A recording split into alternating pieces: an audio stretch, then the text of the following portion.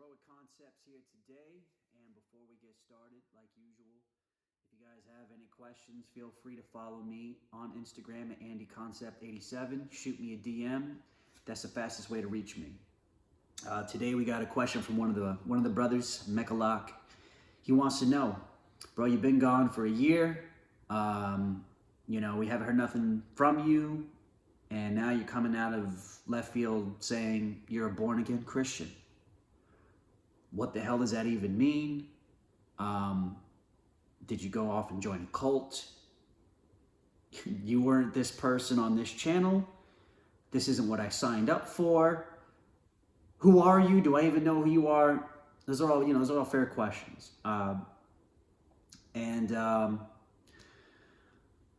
It's probably gonna be a long video, but just bear with me. Anyway, so I'm just gonna take this opportunity to record this as my Christian testimony. For those of you who are unfamiliar with the channel, you're not familiar with my backstory or whatever, you might see some of my old videos. I'm wearing a mask and you're like, what the hell is going on? Just bear with me. I'm gonna explain everything. Okay, so just to jump into it, I grew up, in my early years, in a household as the youngest of three brothers. And there was a lot of domestic abuse in my house. My dad, he came from a background of domestic abuse. His dad abandoned him, and his dad was, pretty much a prick too, and used to beat on him. And, he kind of followed in his footsteps because he didn't have a better example, and who knows what the reasons are, whatever. He was an alcoholic. He was, addicted to cocaine, and he would take out his anger on my mom, on us, and you just kind of, we didn't get beat up every other day. I don't want to make it seem like that, but it was just, nobody should ever go through the things that I went through or what my dad went through, but basically what I learned at an early age through that, my experiences, it developed this sense of helplessness in me. I felt weak as a kid. I felt, angry about that, seeing, my mother being physically assaulted and not being able to do anything about it, not having control over the situation, not feeling like a man, even though I was a little boy, but still, that you just start developing this little chip on your shoulder, and you realize, if I'm not strong, if I don't have strength, if I'm under the heel of anybody, I just can't. I don't know. I just don't, the second I can get out of this or do something about it, I am going to do something about it. And you just kind of feel that way going through life, but you're not quite there yet. So, you're angry all the time. And that was a lot of my childhood. I was very angry, a very angry kid. And, I was also a bully because of that. I was a bully, not so much a physical bully, although I definitely did get in some fights as a kid, but it was more of I was a mental bully. I used to think I would show tough love to some friends who were, a little weaker than I was in various ways, and I would, in the best way I knew how to as a little kid, try to basically be their father or their big brother or something like that. And, I would just, the funny thing is I didn't realize I was a bully until I started doing YouTube videos and answering someone's question on how to deal with bullies. And then by doing that, I realized, oh, I was actually a bully as a kid. What do you know? So, there was just a lot of this, a lack of love too in the household. I felt neglected a lot. And I think because of that, when you don't feel love at home, you go out in the world and you try to find the love you never got, right? Or at least the love you didn't feel or that you were searching for. I think that's kind of what led me to, my later teen years being involved with lots of women, because I was always one of those guys. I was kind of one of those, dopey, hopeless romantic kind of dudes. There's nothing wrong with that, man, but I was just like, oh, I just want love. I just want that one girl, and I just want to have the white picket fence and the family, and I just want to be the man of the house and just take care of my wife, and I want to be the, I want her to be my Disney princess, and I'm going to be the prince who comes and saves her, kind of thing. I don't know if that's how I felt about it, but I was just, I would over prioritize how important that was in my life. And when I couldn't, whenever, besides that, because of how I grew up, with all these insecurities of not being good enough for various reasons. I was short, skinny kid, used to have acne. I always just felt like I was just, there was always somebody getting what I wanted and I couldn't get it. And, and I was angry. So yeah, obviously I just wasn't, personality-wise, how I expressed myself, I was kind of callous. I was just kind of just brash. I was not selective with my words at all. I was just a mean person, and don't get me wrong, I still had friends because, what my one redeeming factor was in those years was I was an honest person, because I grew up in a household where I was lied to all the time. If my dad broke a bunch of things in the house, or he hit my mom, or he did something terrible, he'd say, hey guys, I'm gonna give up drinking, and it's never gonna happen again. And then 2 weeks go by and it's the same thing, and I'm just kind of like, what? I don't like having my intelligence insulted, and I don't like being lied to, so I'm not going to do that to others. Now, that's not to say I never told lies or, stretched the truth or did any of that. I'm just trying to say, for me, it was very hard for me to lie personally because I felt strongly about that because I had, dealt with that. So I would have friends because of that. I had some solid, strong friendships with people along the way.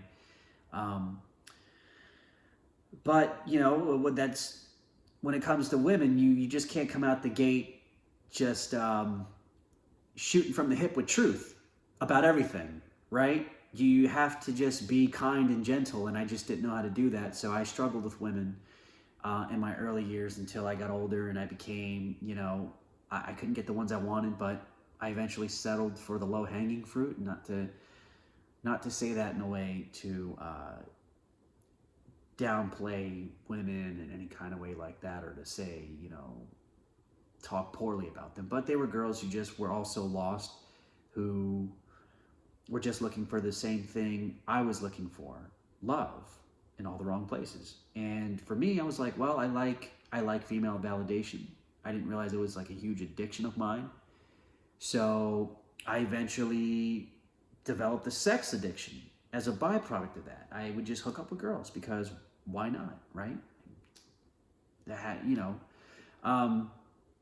outside of that, just to kind of sidetrack a little bit, my mother, she was, in my early teen years, maybe like 13 to 15 or something like that. She had started going to church, and I guess she had, became saved.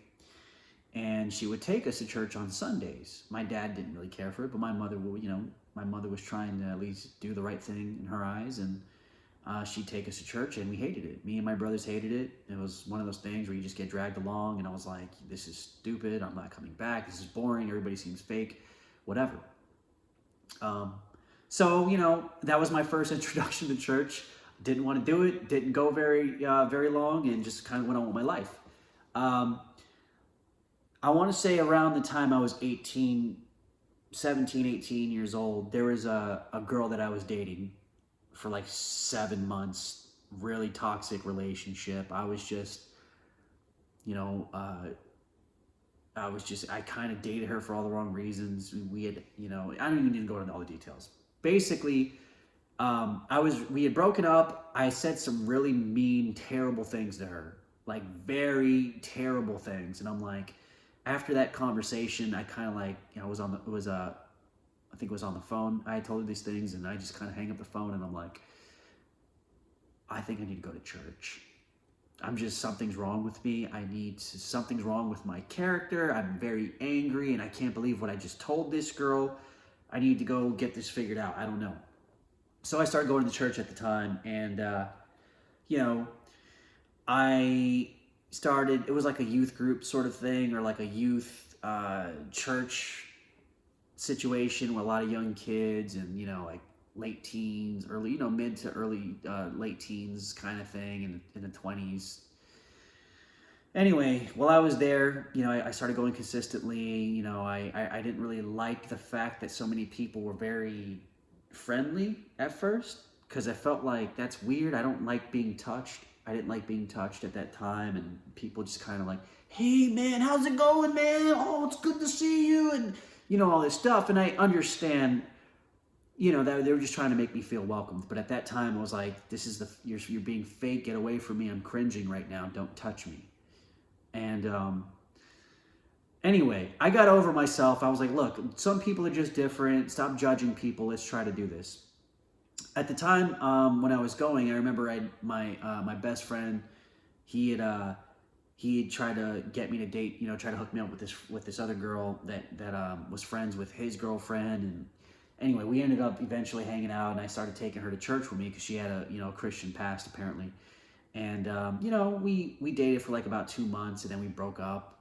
And I noticed I was taking her to church, and she was spending a lot more time at church than she was with me, and that bothered me. And I'm like, what's going on? Eventually, we talked about it, and, I don't remember how it all went down, but we ended up breaking up. And I remember, I get a phone call from one of my buddies, and he's like, hey man, so I heard what happened with you and we'll just throw out a name. Rebecca. And I was like, yeah, we broke up. He's like, yeah, man, I just saw her holding hands with this guy named Cory. And this guy, Cory, was one of the dudes in youth leadership. Okay, and this is one of these guys, he's hugging me, he's like, oh, Jesus, let's pray for you, we love you, we're your brothers, we're here for you. And then, not even a week goes by, he's already stealing my girlfriend from me. And then, granted, she wasn't my girlfriend anymore, and she's not my property. But you know what I'm saying. It's just like, dang, bro, you couldn't, let me know? So anyway, that was my first, community experience in the church. And I'm like, well, I'm not really surprised. I never really held human beings to a high standard anyway.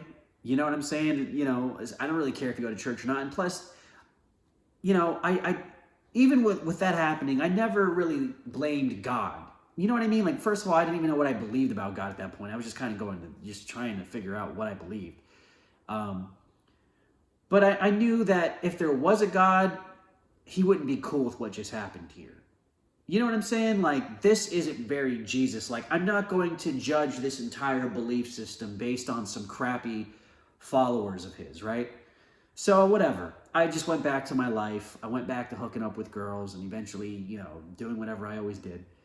And I think around the time I turned 21, once I started drinking, I never really actually liked the taste of it, but once I kind of got that first buzz, I remember at this time I was doing my first real adult job, my first corporate America gig that I hated.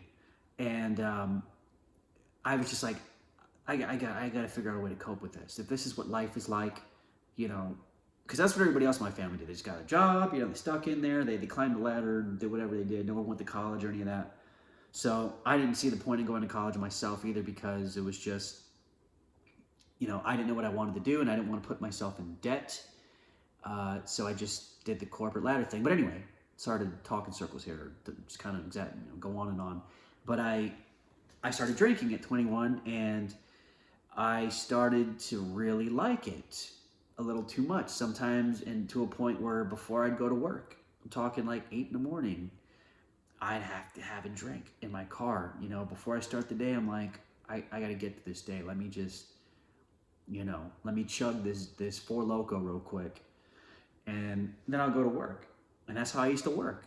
You know what I mean? Like, I would do that quite often, and I'd just hide it and chew some gum. Nobody knew I was drinking, whatever. And that's how I would cope with corporate America at the time. But, obviously, as you know, I realized, I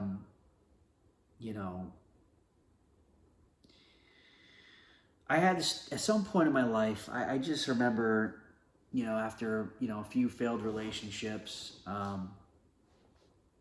and I was usually me. I'm the one who usually would break. I was one who always broke up with the other person because I just, at the time, I think, I don't know if it was just based on traumatic experiences where I just would go after the girl that I really wanted in my early years, and being rejected. I was like, man, I would tend to date girls that, they were cute, and they were, they weren't bad people or nothing like that. And they were great girls.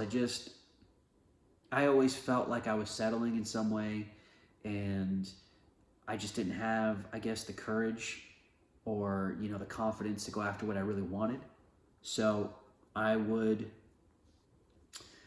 I would date girls that weren't what I wanted, but were, what I thought was good enough at the time, only to find out, no, that's not what you want. And the thing is, I didn't really know what I wanted at the time, but I was just following whatever my, feelings told me, whatever made sense in my mind. And I, based on my situation, what I seen growing up, I think just that habit of having to just kind of looking at things, looking at humans, in general, relationships to me it's a leverage game. It's like who has more leverage in this relationship, the guy or the girl, okay? And it didn't matter who the guy or the girl is in this situation. What I'm trying to say is, I knew I had to be on the side of having more leverage. I needed to have more leverage. That way, if I'm holding all the keys, you're probably going to behave. Because I didn't believe that people were actually, I knew at some point, I believe people have this general, we all know right and wrong. There's some decent people out there. But with me at the time, I just didn't believe it. It's like, let's be honest. Any girl that I dated, why are you dating me? Oh, I like you. And you like the fact that I have a house. That I got a little bit of money. That's what you like. On top of that. Just admit that. And that's okay, because that didn't bother me. I just wanted to hear it. I needed to hear that because I needed to know that I was talking to an honest person. And that's the way I would think before. That's who I was. But anyway, after all the drinking and these lackluster relationships, getting a DUI and just a lot of messy things in my life and near-death experiences, I eventually realized, what's the source of the source of all this behavior, this bad behavior of mine, this reckless behavior? And I remember was when I found a YouTube channel at the time. I was actually, and of course it was because of a girl. I wanted to date my boss at the time. Not going to say any names, but I wanted to date my boss. I felt like I had a shot at seducing her, and I just felt like, okay, I don't know how I'm going to do this, but I'm going to do it. I need some tips though. I don't even remember what exactly it was I was searching. But anyway, I find Coach Cory Wayne's channel on YouTube, right? OG life coach at this point, back in like 2015. And he was the first person to kind of point out to me, you're living a life without purpose. This is why you think about women all the time. You have no other reason. Like, you have no other reason for breathing outside of that. What's your purpose? Why are you here? And I was like, you know what? My parents never talked to me about those kind of things. I don't know. Why am I here? And that makes sense. Maybe if I had something more profound in my life to focus on rather than women, I'd probably get a lot further and I'd be a lot more happier as a person, right? I mean, think about it. Even everything I did up until that point was just so I can get women. I knew I had to have some level of, financial stability and some sort of value to provide for a woman to be interested in me, right? So like, I had that down packed, but it's like, okay, but you're working this job that you hate. You don't know what, I would say I think God gave me the wisdom at an early age and through experiences and just even my entire life up until this point to realize I knew that women weren't going to fill this void inside. I had been with, beautiful women before, physically beautiful women. And I just felt like, okay, that happened. Whoop-de-doo, like, what's next? So I just kind of knew, even through relationships, whatever, I knew, and I had this internal knowing that that wasn't enough.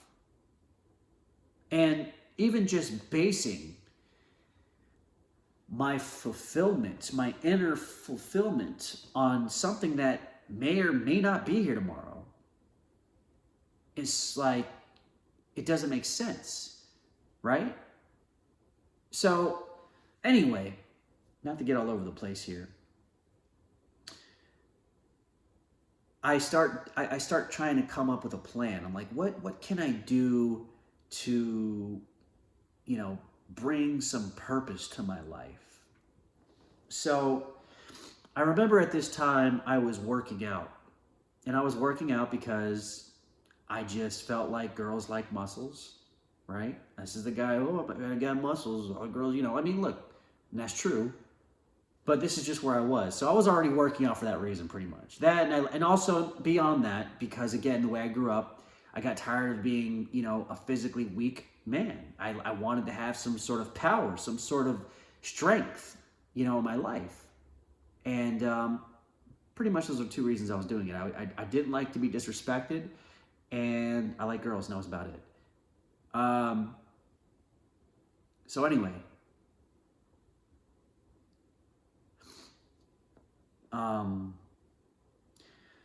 I start coming up with this idea,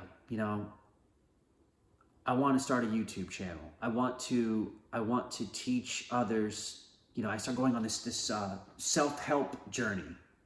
That's pretty much where I was trying to go with all this. I'm like, okay, I'm trying to figure out purpose, and now I have a purpose to live. I have a reason to live, because now I'm going to figure out my whole reason for being here, and then I'm going to live that out, and then I'm going to teach others how to do it. So I'm going to be the 25-year-old life coach guy, or whatever age I was, like 26 or whatever. Because you have everything figured out by age 26, apparently. That's kind of the attitude I had at the time. Or at least, I didn't think that, but just kind of like, I have something to offer at least. So I start YouTube, it's going well at first, growing pretty fast. I'm thinking, okay, I need to build a business around this, because I sure as hell don't want to keep doing this 9-to-5 gig, and I don't want to keep, just living this miserable life. I need some adventure. I need to, I need to feel like I'm alive. I need to step out of this comfort zone. And, slowly but surely, I started doing a lot of things I never had the balls to do before. So for a lot of guys, if we're being honest, we're intimidated by very beautiful women, or at least I was. I didn't grow up feeling secure, and confident as a young man, and that, don't get me wrong, there was times where maybe I had some liquid courage, or I was in a random mood where I just had some, I don't know, I was hyped up or something, and I went and did something I normally wouldn't have the courage to do. But I really struggled with that, and eventually I started approaching girls that were just like my, top, my 10 out of 10 kind of girl. And I was like, well, it doesn't matter whether I get rejected or not. I just need to do this. This just needs to become my norm. If I'm only going to live one life, because remember, at this point, I'm not really a Christian. I kind of have a respect for Jesus, the little bit that I knew about him, but I didn't believe him. I didn't, know. I kind of had this weird belief, but it was never really, I never really went any further than that with it. But if this was my only life I had to live, you better believe I'm going to at least try to go after everything on my bucket list. You know what I'm saying? Before I become worm food, right? So I start doing all these things. Eventually I start, hooking up with really beautiful women. And even though I knew I was just kind of spinning my wheels at this point, like, what am I doing? And, whatever. At some point, I just look, I'm tired of doing this. I want to just find one woman. This is all I ever really wanted anyway. I really just wanted one girl. And, I think I have enough experience. I teach this stuff, for crying out loud. You know what I'm saying? On YouTube. And I think I should be able to go and make that happen now. I'm ready to settle down. I'm about 30, 31 at this time. And I had met a girl. I met this girl at the gym, and at the time she was still in a relationship, but she kind of was like, she gave me her number because I don't know, I guess she thought it was cool, but then, I guess she thought about it and she was like, hey, when I went to try to set a date, she was like, I would like to, but, I am in a relationship with somebody, and, I think it's I got to see this through. It's the right thing to do, kind of thing. Like, basically, I can't be, that kind of girl. You know what I'm saying? And I was like, okay, I guess I respect that at the time. And so a year goes by, and eventually we end up getting back in touch through Instagram and other forms of social media.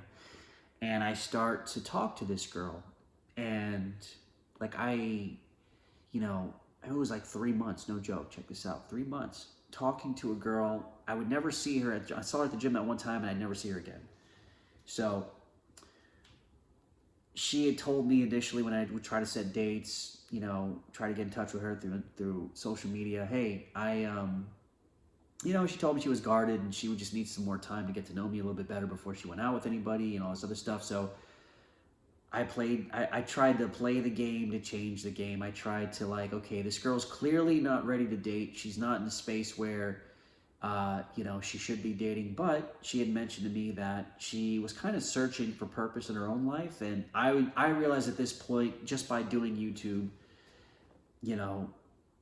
I realized that self-help in and of itself, even with a purpose in life, all this other stuff that you watch on all these other channels, it's good, valuable information, but it's incomplete. You still, even when you get the things you want, you still feel a void inside. So the same thing was true with this particular situation. I was looking, for this girl to kind of and it wasn't really the girl, it was more like what she represented in my life, or what sort of goal she represented for me personally, which again, I just pretty much, at this point, was so callous throughout the years. I went on this self-help journey, and I put in all this effort to become this, Superman kind of guy. You know what I'm saying? Like, I just had this strong will, and I became disciplined in all these various areas of my life. And now I'm like, well, because I worked so hard, I deserve to get what I want. I deserve this unicorn woman, a beautiful, woman with character that I have chemistry with, that's this perfect, well, not perfect, but just close to it, I guess, or perfect for me, rather. And, the thing is, as we dated, and I really liked this girl, a lot. I really liked her. She checked a lot of boxes for me. She was she represented everything that I ever wanted in a girl.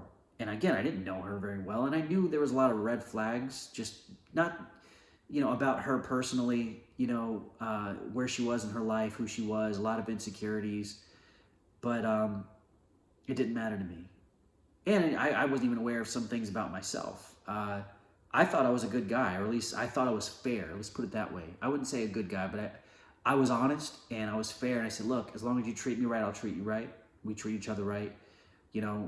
Here's my conditions. You meet these conditions, your conditions will be met, right? A relationship based on conditions. That's how you do things in the natural world, because, we're incapable of loving unconditionally. You know what I'm saying? Outside of a parent's love for a child, then that's assuming the parent's decent. And you know what I'm saying? So you could already see this is just not going to work out. But again, at this point, I'm thinking, realistically here, this girl has some, is going through some things in her life, but there's a lot of potential there. And I'm going to try to work with that potential that she has. And anyway, long story short, we're hanging out one day. We get into conversation about body count, meaning how many people each of us has slept with. I don't even know how it came up. I was probably drunk, close to drunk at this point. And, I told her my number. She's like, okay, She starts talking to me about how many people she's been with. And I'm like, okay, I don't really want to hear any more about it. But she just kept talking about it because, again, to her credit, she was very transparent and honest. And, but she told me some things that made me uncomfortable, that, and then I don't want to put her business out there. Basically, I judged her. She told me some things that I was just like, this is not a girl that this is the way I was thinking in that moment, as that guy that I was. I saw a girl who clearly needed love, who needed a friend, needed somebody who wasn't going to judge her, but who was going to love her in her brokenness in that moment. And instead, I was like, oh, you're one of these kind of girls? Nope, not going to happen. As a matter of fact, I was disappointed, and I was so selfish and callous and cold at that time that I was like, well, I'm getting the return on my investment, though. I put in a lot of work to get this girl out. So we're going to, at this point, I purposely was like, although we were both sexually attracted to one another, I didn't want to actually sleep with her right away because I wanted to I really just wanted I don't want sex to be the source of, I didn't want sex to distort anything, because when you have sex, it blinds you to a lot of other things. I was like, no, I just want to hang out with this girl because I like her, and then sex will happen at some point. Basically, I remember I was driving her home that day, and, we got to her house, and she just noticed I was just completely detached and just cold and quiet. And she's like, what's wrong with you? And I'm like, nothing. And at this point, I was just kind of like, we're both two honest people here. Let's not beat around the bush. Just invite me inside. I said something probably along the lines of that. I don't remember exactly what I said, but it was pretty much that. I just just invite me inside already. Let's stop playing games here. Let's get this over with. And she's looking at me like, well, no, I'm not ready for that. And I'm like, come on, really, whatever. And at this point, I was drunk. I was just completely filter gone. I'm not scheming. I don't care. And when she was like, no, I don't want to have sex tonight, I was like, all right, get out of my car. Go inside. And she got out of the car and she went inside. And as soon as I backed up, I'm backing up and I'm leaving, I remember asking myself on the way home, I go, do you still like this girl despite everything she told you today? And I said, yeah. And at that moment, I immediately knew, you screwed up. You know what I'm saying? Now, in hindsight, I understood me and that girl, she's a cool girl, man. I mean, we weren't meant to be together at that time. The timing was off. I wasn't the right guy at all. I wasn't aware of how just broken I was as a human being. And,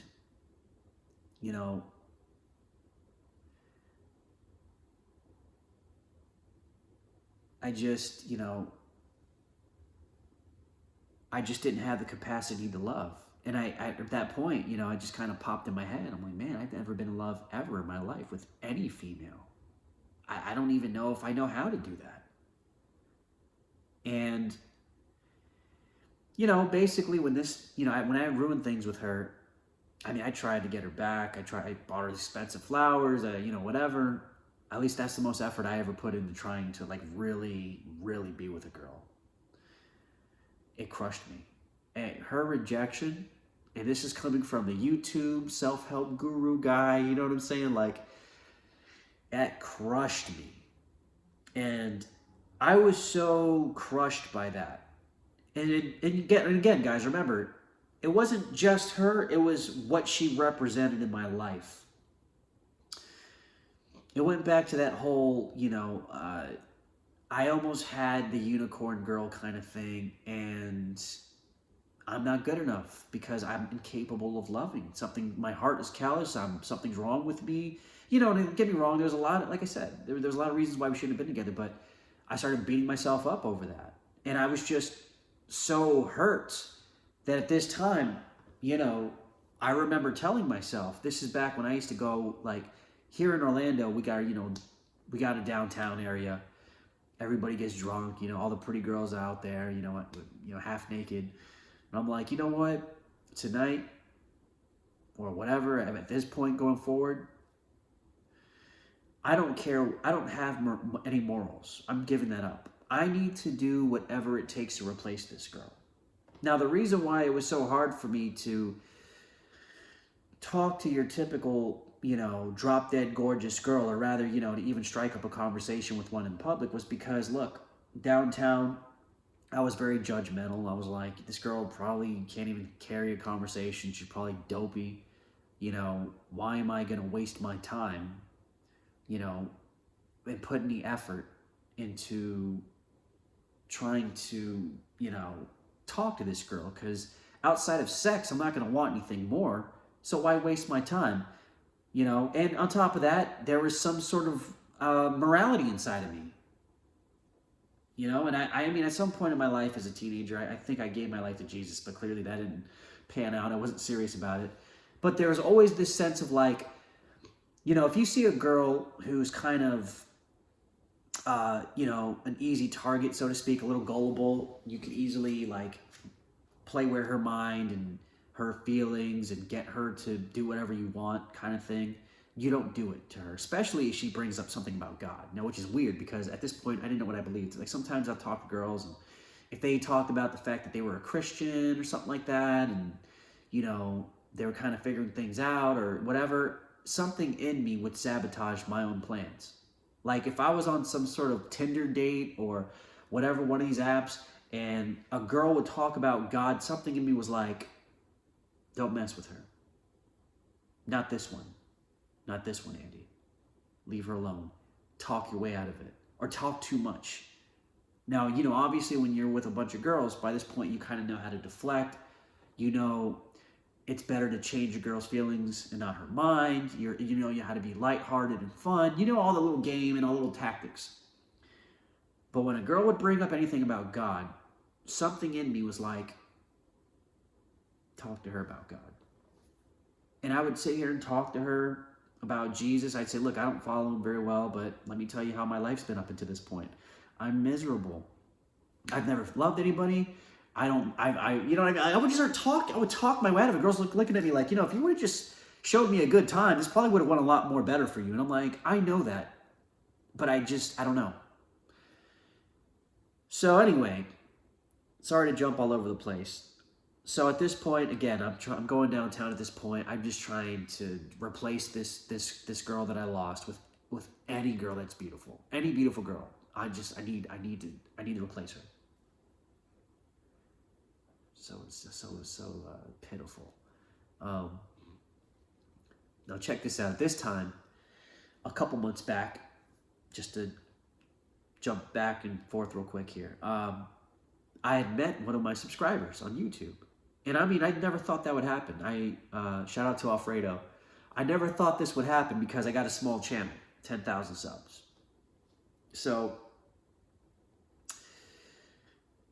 eventually, he recognized me, and I remember he said my name, and I was like, who the hell is this kid? I remember I got defensive, like, who are you?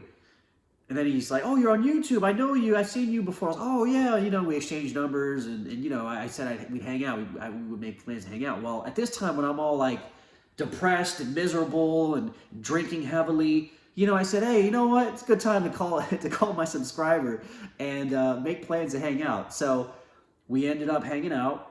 I picked him up.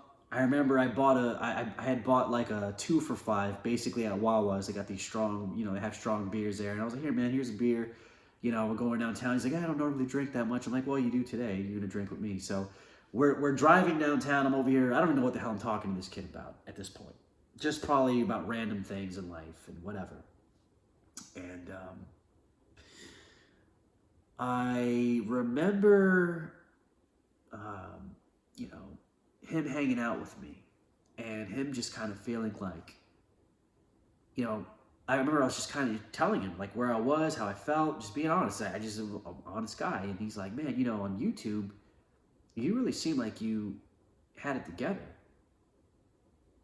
And at this point, with everything I'm feeling, I'm like, man,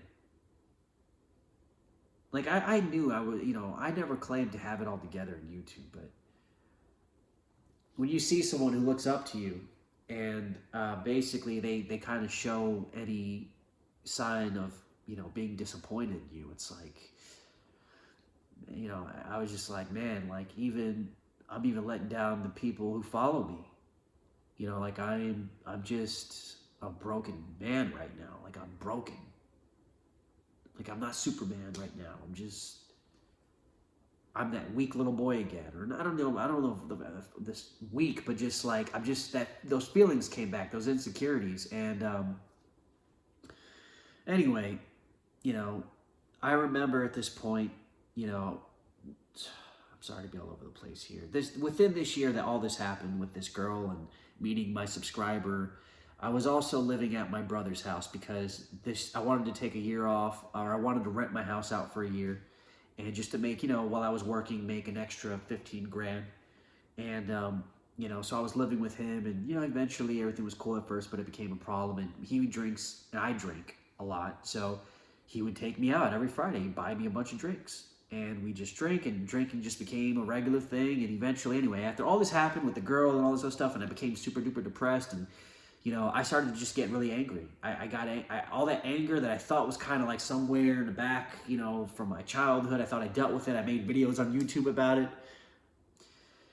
My brother, when he drinks, he likes to talk, a lot of crap. He likes to brag. He likes to, do certain things. And normally I would never let it get to me. But at this point, he started just kind of saying things to me that I felt were very disrespectful in front of other people. And it was a Super Bowl Sunday. I had a bunch of drinks.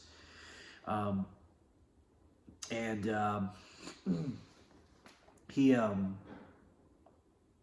don't remember. And I also just kind of felt like, there was this part of me, like, because my brother bullied me as a kid. And something must have came back from my childhood, man, where I was like, you used to beat me up when I was a kid, but things are different now. I'm not the same scrawny little kid you used to pick on, and sometimes I would normally, like I said earlier, I would let things go, but this time I'm like, I pretty much called him out. He was talking a lot of crap to me, and I said, hey, I'm pretty much a stronger guy than you are. You need to relax.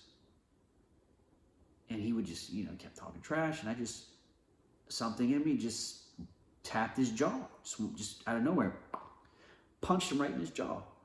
You know what I mean? And he's like, at a bar, the place we go to every Friday, and it turned into this big fight, and, we end up getting, the people there, since they knew us, they let us leave. He punches me in the face, by the way. I forgot, I'm sitting on the stool. They pulled us apart, and he does a running head start and punches me right square in the nose, and I'm just kind of like, I'm pissed off at this point. I want to kill him. We want to kill each other. And we had left. I was with my younger cousin. I couldn't go back to his house, obviously. I couldn't go back to my house because I was renting it out. So he's like, look, I'm going to drop you off at your parents.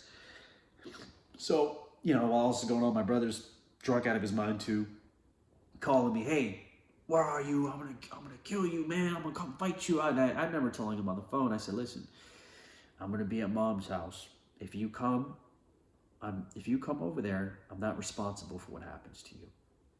I don't want to have to, and again, I was being a jerk. I was talking trash, but trying to be like, subtle with it, but obviously letting him know I was still talking trash while trying to be nice at the same time. Like, look, man, I love you, but if you come over here, I'm gonna beat the crap out of you. You're weaker than me. Just stay home, man. Just stay home. Just kind of like egging him on, like, you know what I mean?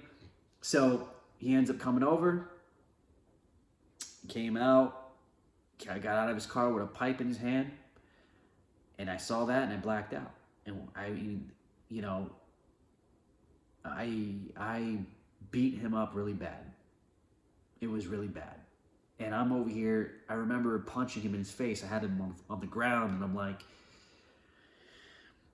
thinking to myself, there's a part of me that really enjoyed it, that really enjoyed beating on him, because how he made me feel. And I think it was, I don't know if it was stuff from the past or all these emotions were coming out, but it just felt justified. Like, this is what happens. You know what I mean? I told you to stop. You kept poking the bear with a stick, and now this is what happens. And then as I'm just bouncing his head off, the concrete, what I'm saying, in front of my parents' house, I started crying, man. I'm like, what am I doing? You know what I'm saying? Like, what the hell is wrong with me? So, it was just a wake-up call. Like, I need help. Like, I just, at this point, eventually, whatever, we get separated. And my mother, wakes up in the morning. It's like 6 in the morning, and I'm over here staying in the guest room at their house. And she's like, you could have killed your brother last night. What are you doing? And I'm like, I told her, something in me was just like, he deserved it, and I'd do it again. Like, that's how I felt. He deserved it. I'd do it again. I don't care. I hope he feels bad. And she's looking at me like, do we need to take you to get, like, mental help? You know what I'm saying? Because something, I don't know how I made it this far without addressing this, but for over a decade, and I've done, actually, another thing, like, I didn't realize I was a bully till I started doing videos on YouTube. I didn't realize I had clinical depression for well over a decade, probably stemming from my early preteen years all the way into adulthood. Obviously, when things are going good in your life, they're going good, and, you have your distractions or whatever, your coping mechanisms when things aren't going so great during the grind, whether that's sex or alcohol. But my default was depression. I was always depressed. I was always just apathetic, just kind of indifferent. And, while I was doing the channel, I thought, okay, I've dealt with this. This is, but it's just this thing that comes back. And it stays, clinical depression is basically prolonged depression for an extended period of time. And anxiety, always in my head, always overthinking, everything, all the time. And after this happened with my brother, my mother's talking to me about it, and she's like, do we need to get you some help? I was really going to consider getting some antidepressants at this point. And my thing was, I was always against it. I was too proud for that. I was like, that's for weak people. I don't need that. I'm mentally strong enough to deal with this. But at this point, I was like, you know what? I hate what I do for work. I'm a callous person. I'm miserable. I'm heartbroken. I don't know what I want to do with my life. YouTube, is not I'm not making no money with that, so who cares? At that point, I think I gave up at that point, or I just kind of just stopped making videos. I was like, if I could take some stupid little pill that's gonna numb all these negative feelings inside so I can function normally and just cope with this crappy life, okay, I'll do it.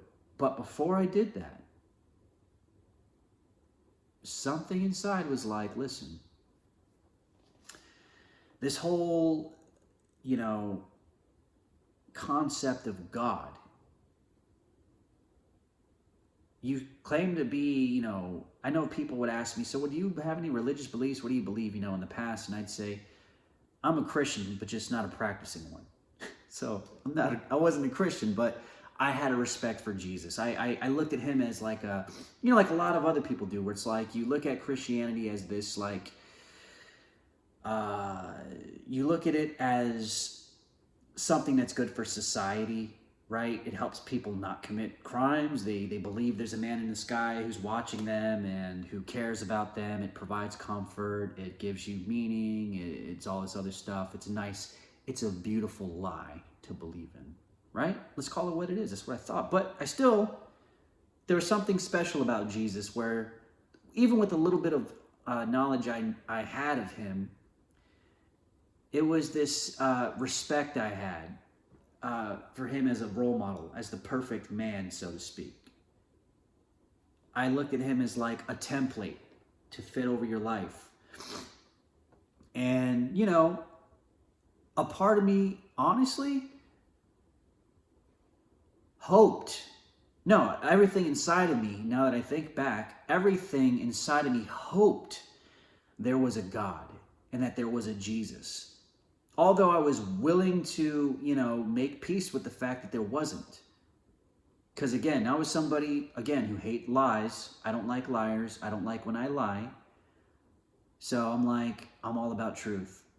I love the truth more than I love human beings. I'll take the truth over anything, because that's the only thing that's consistent in this broken world we live in.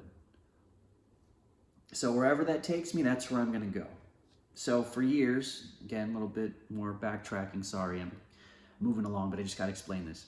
For years, maybe for over a decade, I would watch a lot of the Dawkins and Christopher Hitchens and Sam Harris and all these really intelligent atheists, you know, or even agnostics, and just people who they would challenge religion in general.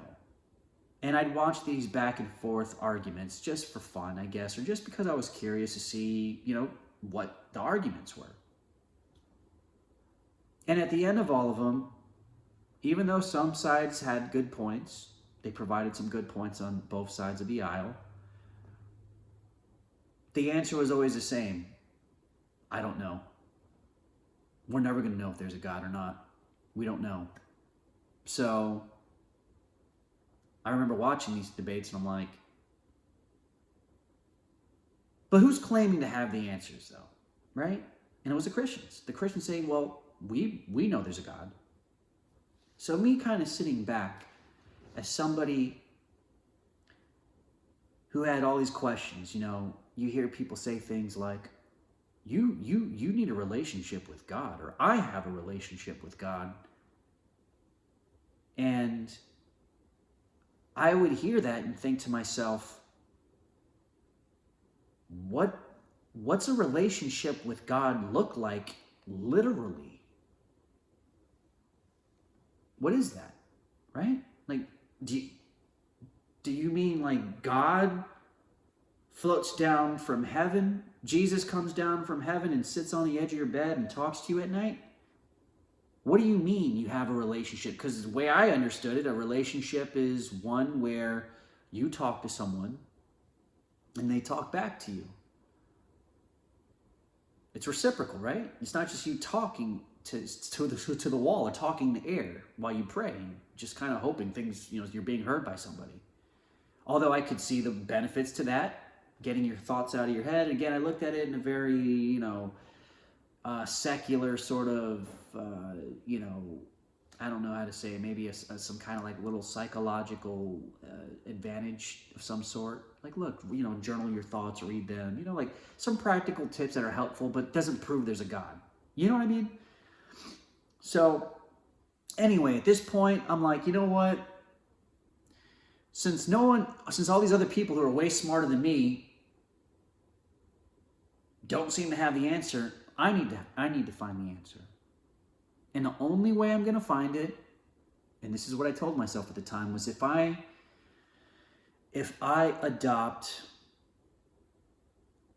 a physical fitness mentality in regards to how I approach this, meaning I'm going to treat Christianity, I'm going to take this book, right, the Bible, and I'm going to do whatever it says. I'm going to accept things in here that are very hard for somebody who's a skeptical person to accept.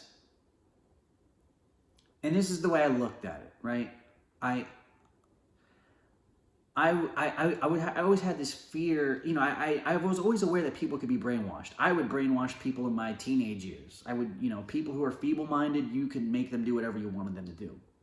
So I know I can easily understand how gullible, simple people can be brainwashed into believing anything. That's why you got, I don't know how many different number of religions out there in the world.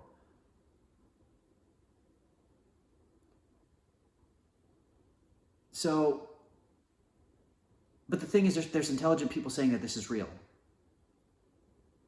So I was like, okay, fine. Give it 4 months. I don't even know if that's what I said. Let me not lie here. I don't know. I said, I'm going to basically take this book and try my best to really genuinely believe this. Not just in my mind or try to do some mental gymnastics to believe this, but no, I need to read this and I need to see if there's any claims in here that I can test. I had heard things somewhere along the way that God saying something along the, people who were Christians saying that only Jesus could give you a new heart. And I'm like, well, I need one. So let's see if it's true. So I started going to church.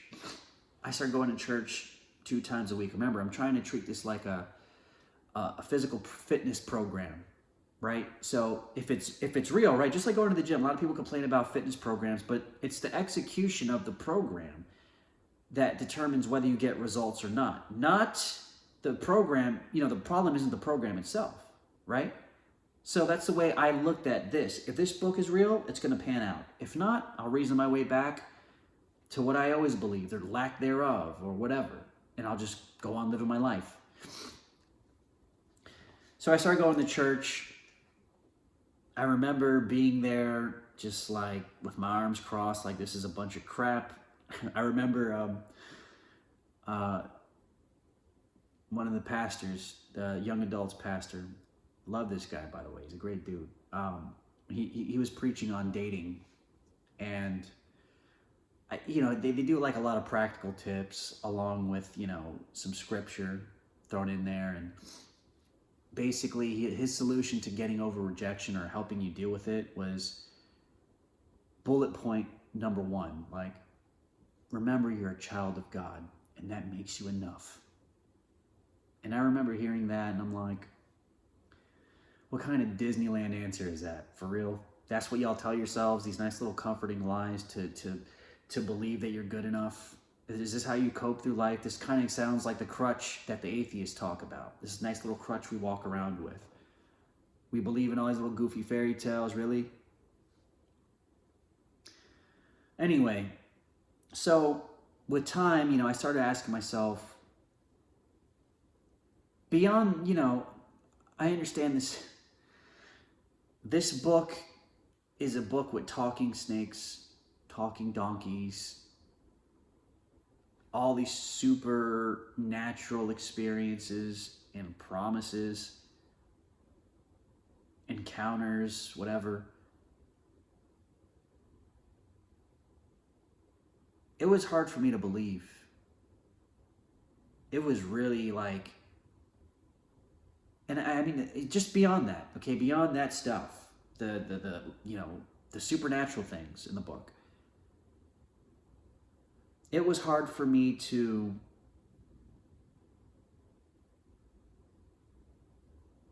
trust anything besides myself. And what I mean by that is, remember, somebody who grew up with trust issues, even though I knew by this point in time, I couldn't trust my heart. I couldn't trust my own thoughts. I mean, I could to a certain extent, but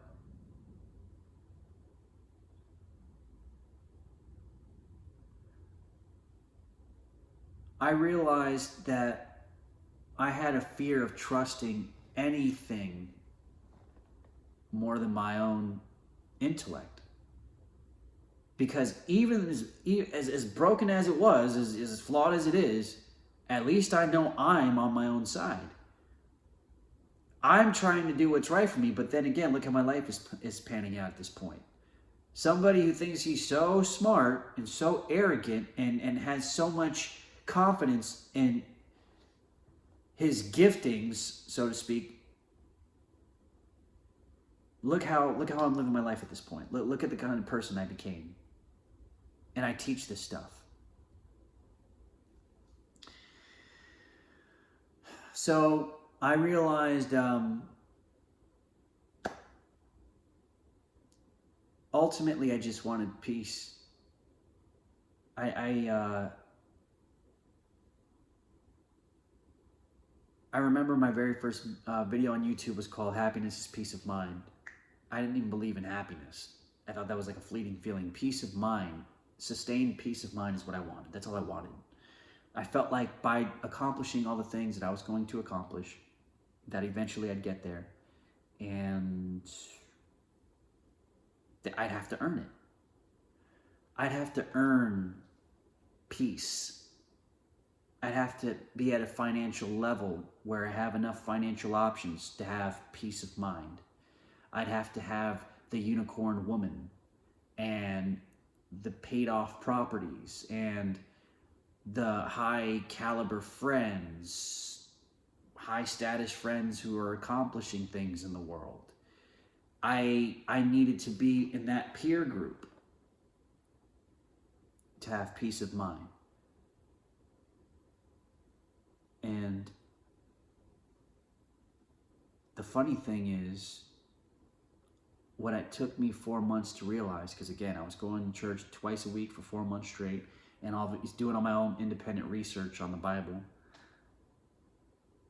and Googling every question I could possibly think of, and reading to various answers just for the same question, watching Christian testimonies, all this stuff. I needed to understand all of this. I realized that my inability to have faith, the roadblock was me. I wasn't willing to let go of control of my own life, of my own way of understanding things, and essentially to receive God, to not just believe in a Jesus or to believe in anything, but no, to not only believe that Jesus is real and what he did for you really happened, you also need to accept him as Lord and Savior over your life and obey his commandments. That's when you have a real coming to Jesus moment. Okay? So it took me 4 months to finally come to the end of myself, where I said, okay, I give up.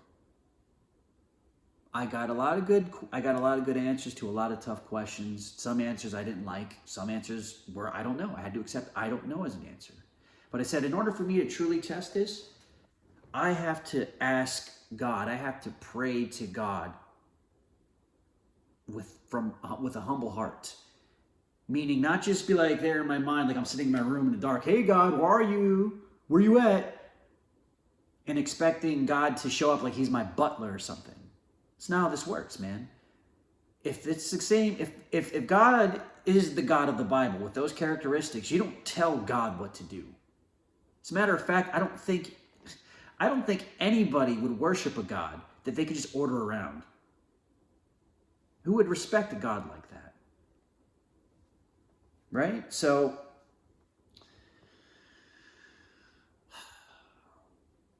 I'm in church just one day. I give up. I surrender my life to God. I don't even remember. It was like at the end of a service or a sermon or something. And I remember just like immediately feeling a sharpness inside. And I'm like, just imagine like, I don't know if you've ever heard like horrifying news before. Or just like, something catches you off guard and you just had this like sharp feeling inside. I had that feeling, but right after that, immediately was just this sense of relief. And it was just, I remember I'm just kind of standing still while this is going on, and I'm like, I opened my eyes, I had tears in my eyes because it was real. Like I really said a real prayer. I really gave up. I was like, I really just want, if you're real, please, I surrender. And after that whole little situation happened internally, I'm like, well, that was weird. And I remember I left church that day and I'm driving down the road and I'm looking around and, just things look a little different. They, the clouds are different. they feel like they're closer to me. Everything just looks different. Things just pop out more at me. Colors are more vibrant. You know, it's weird. And then I remember it wasn't until later on that day, I'm at the supermarket of all places. I'm at a Publix here in Florida, and I'm buying a sandwich of all things. Just buying a sandwich. And I remember buying that sandwich was like the best thing that's ever happened to me in my life. I was like, I have never felt this good before. I've never had this much peace. I've never had this much just, I don't know, something felt whole on the inside. And I don't know, man, it was amazing. And I don't know. And then, and then you start reading again. At this point, I was kind of like, I didn't understand at the time. So for those of you outside the Christian faith, or you might have heard of it before, but it's like the third, forgotten person of the Holy Trinity, pretty much the Holy Spirit. When you surrender to God for real, like you really accept him as your Lord and Savior, and you're willing to live out that life, and you believe, you are blessed with the Holy Spirit. He enters you. So now there's literally, I know it's going to sound crazy to some of y'all, but there's a third person who lives inside of you now. See, before I just thought, okay, I didn't really think much of it. So basically what I'm trying to tell you is there's all this internal changes going on. Nobody can really see, like, you don't just like, oh, look, he's got an aura around him now. He's got this aura. He's like a Super Saiyan or something. He's holy. It's a holy aura. No, just you feel different inside. And now you have this Bible which, as an instruction manual to kind of understand what's going on. So as I'm reading, I'd read things like, I'm terrible at memorizing scripture off the top of my head, but basically look it up, God gives you this peace that surpasses all understanding.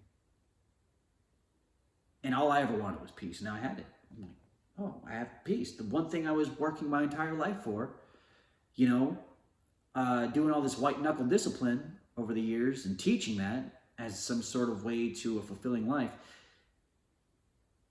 I never got it that way, but now I got it just by saying a prayer, a genuine prayer. And even then, being the skeptic that I am, I just thought, well, hold on, let me not base all of this on a feeling, right? Because a lot of other religions, I'm sure your typical Muslim would say, hey, I have peace in my life. And I'm like, okay, so I'm thinking to myself, is this peace that I feel on the inside, is this like a signature experience of the Christian faith? Or is this just some placebo effect kind of thing going on right now? Right? Like, I just wanted to be sure. So I still needed more evidence to basically accept fully. Now at this point, I did take the leap of faith, but my brain just didn't fall out the side of it didn't fall out of my ears, right? You know what I'm saying? Like I still can think, and I still had doubts and questions, and I still didn't understand what was happening. I just knew internally I was different. So I remember praying at this time, and this, a lot of times I would pray, and I would ask God, I'm like, God, what is this from you, or is this from, or I just need to know, Lord. I'm just trying to understand if this is, if this peace I feel, this inner, wholeness and joy, deep-rooted joy inside, is this from you, or is this just did I just make myself believe this? Is this just a byproduct of having blind faith in something? Because, although it wasn't blind faith entirely, there was some arguments and things that I had to accept that kind of made this transitionary process of jumping from trusting my own thoughts and intellect and science and whatever, we can observe in the natural world and things of that sort, and jumping to accepting that there's a spiritual realm and, there's a God and he cares about you and it's personal and it's Jesus, it wasn't entirely led there by blind faith, but God does say, unless you have childlike faith, which scared the crap out of me when I read this because it made me cringe. It says, unless you have childlike faith, you will not inherit the kingdom of heaven. So I realized at that point, I have to have childlike faith, not just, faith with evidence, but I have to believe the way a child believes. And I'm thinking, well, that sounds freaking nuts to me. You know what I'm saying? But anyway, so I say this prayer to God, and this is when things started getting interesting, because at this point, I'm like, okay, remember, this is a book with supernatural claims, or supernatural occurrences and things of that nature. So I'm like, I need to see, God, I need you to reveal yourself to me. I need to see you with my eyes. I need something tangible. If you're not going to appear to me, well, then again, I know in the Bible it says, if you see the face of God, pretty much you drop dead. Like, you're not, you know what I mean? I mean, God the Father in the Old Testament. But I was like, look, well, I need something tangible.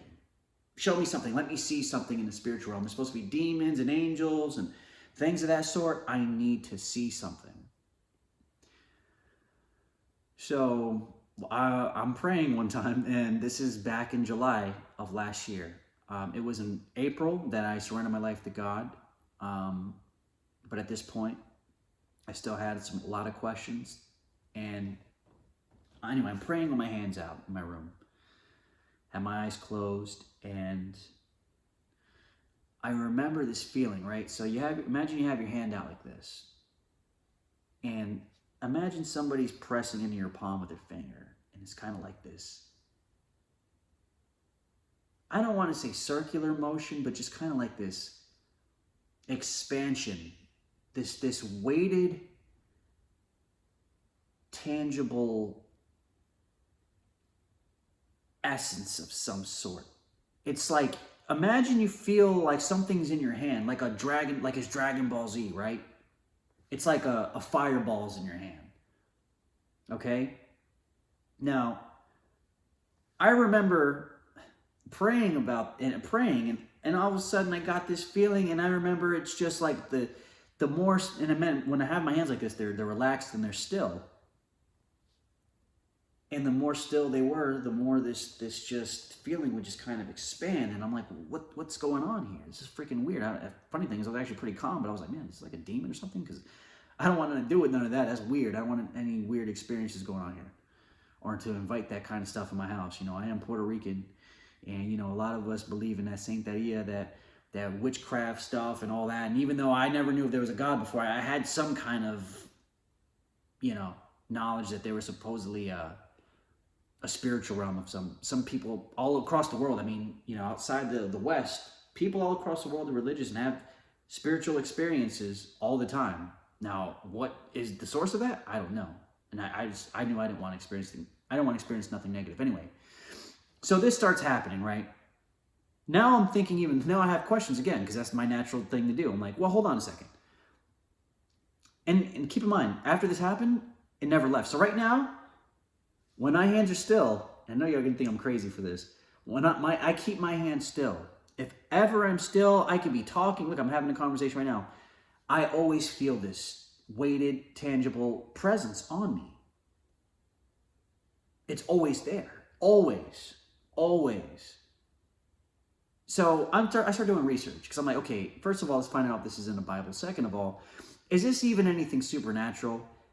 I remember looking up on Google and finding people who, like, I'm in the weirdo part of Google, right? Where they're like, people talking about psi balls, PSI balls, and basically you can use your mind to focus on, making energy kind of come out of you, just like some kind of energy wave, that it's possible, or, whatever. And my thing was, well, I'm not really putting any effort into making this happen. It's just there. And I never experienced this before. I would know. I've been alive for a while. I would know if I'm standing still, I would feel, not only is it in my hand, sometimes it's in other parts of my body. It just comes out of me. So it turns out, as I'm studying the Bible, I think it was the Hebrew translation for the word glory, because there are certain situations in the Old Testament where Moses, Solomon. I think it was, I don't know if it was Solomon was actually in that experience, but basically in Solomon's temple that he created for the Lord, people would experience what they call the glory of God. Now, the glory of God in particular context, because again, they use the same word in Hebrew. There's like, one word can mean like 4 different things. So in this particular context, the word glory means the presence of God. And they say it's a weighted, a tangible presence. Like you feel it, it's weighty. There's a weightiness to it.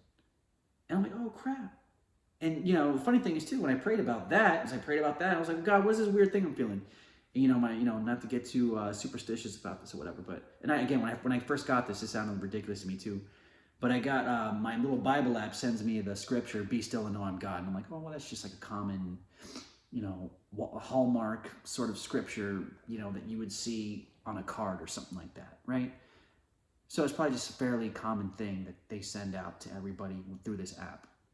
But when you look up the Hebrew translation for "be still," it also means it's specifically referring to relaxing, but specifically your hands. So at this point, I'm realizing, okay, so this feeling I have here has some sort of biblical evidence to it to suggest that it could be of, because again, it just is weird. It's never gone. It's been happening ever since. It never went away. Then there's times of prayer where I've literally, and I know you guys are gonna think I'm freaking nuts. I know, but and especially you guys, if you made it this far in the video, times of prayer. There's scriptures in the Bible that says, when you enter into the presence of the Lord, you come in with thanksgiving, being with thanking the Lord and through worship. So that means whether through worship music or praising God is how you get into the presence of God.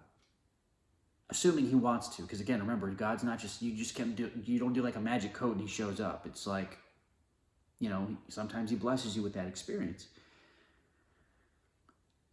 One night back in November of last year, and these are rare occurrences, it doesn't happen all the time, but I'm in my room, I'm listening to worship music, I'm meditating on the lyrics, and I open my eyes, and there's a flame, like a flame, but it's glowing in front of me. And my room's dark. I pray in the pitch black darkness in my room because I don't know, I just do. So it's lighting up my room, and all of a sudden, just imagine the feeling of having, like a warm blanket fresh out the dryer. Imagine that in the form of an invisible projectile, right? Imagine like someone turns a fan on, and you feel this warm, weighted, like waves of warmth pouring over you or at you, just coming at you. And it was like the greatest feeling I've ever felt in my life. And I was like, hey, what's up, Jesus? Like, I didn't even know how to react to it. Because I was like, it's funny how chill I was during these moments. Because, not even a year prior to this day, I'm just like, I don't even believe in any of this. Someone would have told me this, I probably would have laughed in their face and told them they're stupid or they're freaking crazy or something.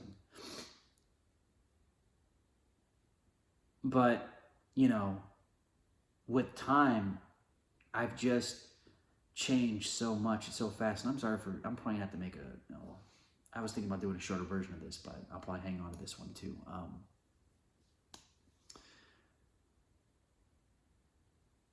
I've changed so much, and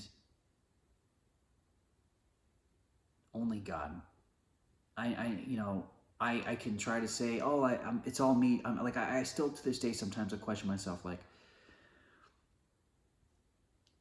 well, I can't even question it because,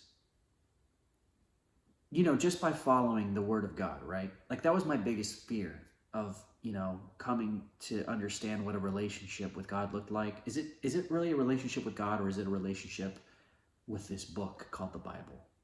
Do I somehow make myself believe I'm having a relationship with God? No. You can experience God in a tangible way. Now, with that said, I noticed I would go to church and talk about these things. People were, people who grew up in the church, although some have said they've had some experiences, and a lot of people in all kinds of hundreds of Christian testimonies I've watched have mentioned things like this happening too, but it's not common for everybody. So some people just kind of, I will say that the internal transformation, that's biblical. That's supposed to happen when you surrender to Jesus Christ and you accept him as your Lord and Savior. That's what's genuinely, that's what's going to happen. Jesus has plenty of claims you can test. Now, anyway, look, I'm going to leave it at that. That's why I'm a Christian. I needed a new heart. I was given a new heart. I'm able to not just love people that I like, but now I'm able to love freely. I can love. I used to believe that, love was a lie unless you liked someone first. But no, it's like, no, you can like and love someone, and then you can just love someone that you don't even like. God calls you to do it. God gives you the strength internally to do things you never could do on your own. I don't know any other way to say it. I've cleaned up my life. I haven't, God healed me. That's something else I didn't say. Man, I'm all over the place with this, but God healed me from my sex addictions.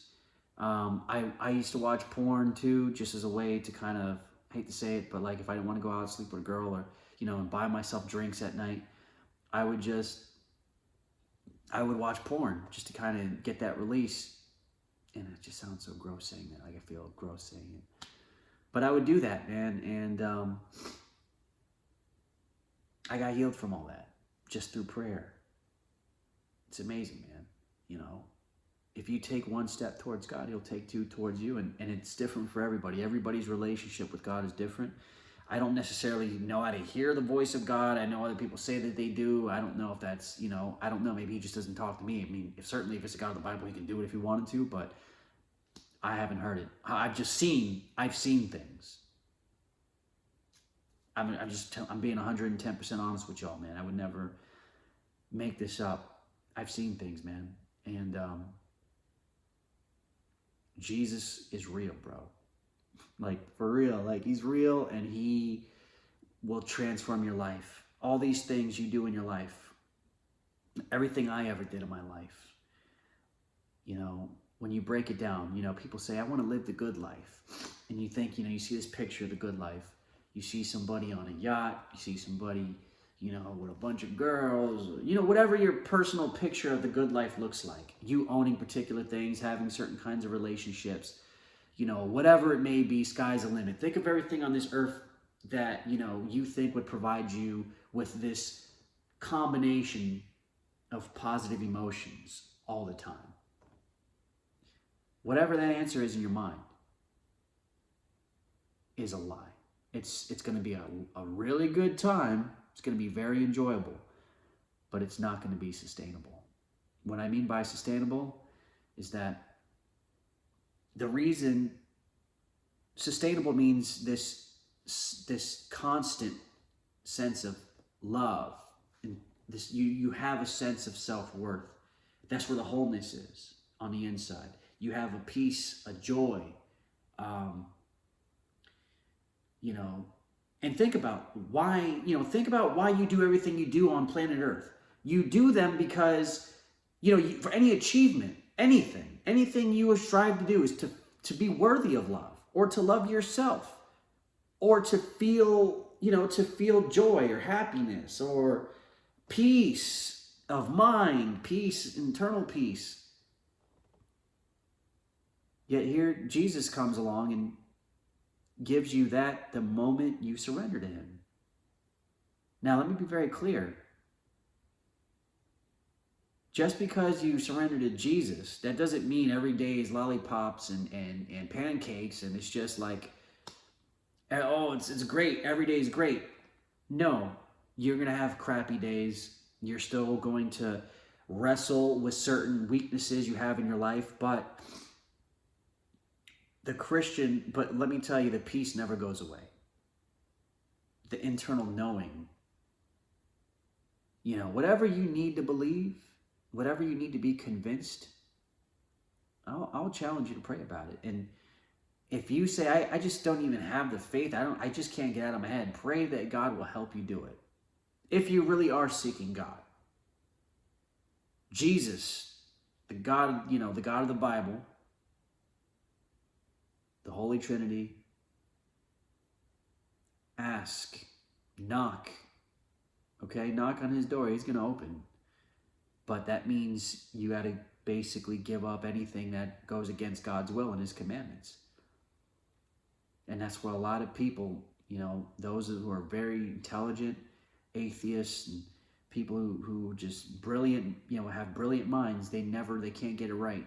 They claim to be advocates of truth or truth seekers, but they're not willing to humble themselves to a point to, just see if there's really a spiritual realm out there, an invisible one, and it does exist. I didn't believe it either, guys. I thought it was a bunch of crap. I would have told you earlier, years ago, if I had known, but don't be so proud, don't be so arrogant that you don't allow yourself the opportunity to at least test it. And if you're going to test it, do it by God's standards. You'll find out, I promise, all right? Man. And if you made it this far, wow. That's all I got to say, because this is long. I didn't think it was going to go on this long, but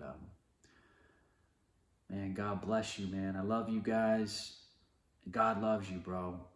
He healed me, man. He filled me with his love, bro. Like, it's just crazy, man. I lived such a miserable life for so long, and he just changed me. He changed it, man. And I'm asking you guys, man, just not to give it a try, to just fully test it. Seek Jesus, the God of the Bible, not the Jesus you see other people talk about at church or whatever. Do your own independent research. Whatever questions you have, don't listen to someone else. Don't even listen to me. If you trust me, if you trust what I have to say, I appreciate that, but do your own research, whatever it takes, man. I'm telling you, you're going to find Jesus. I promise you that. This is not a game. This is not some mental gymnastics, some placebo effect, some crutch that I carry through life, although it does help me. Jesus helps me every single day of my life. And it doesn't look the way we'd like for it to look. Although some people, in different testimonies I've seen claim Jesus showed up. I mean, can he do it? Sure. But I haven't seen him, but, I mean, not in the form of a man or whatever, but trust me, man. You'll never be the same. Your life will be completely transformed. And everything you thought you enjoyed, everything that's holding you back from surrendering to God, that you think is much more fun, that you just don't want to give up, it's all a lie. This whole world, bro, everything in this world that isn't of God is a lie. Okay? I know it's a big claim, but, I'm putting it out there. Hope you all test it out. And sorry for taking an hour and 30 minutes to do this, man. I tried to be, I'm sorry, I was bouncing all over the place. But anyway, that's it, man. I will talk to you guys another time. I love you all. God bless you. I pray that God opens your heart, that he draws you near, because there's nothing I can say to convince you guys that's biblical. The Father needs to draw you, and maybe he'll do it through this video or through some other means. But he's real. He cares about you, and he wants a relationship with you. And he wants you to know about him. All right? So I'll see you on the next one. Heroic Concept signing out.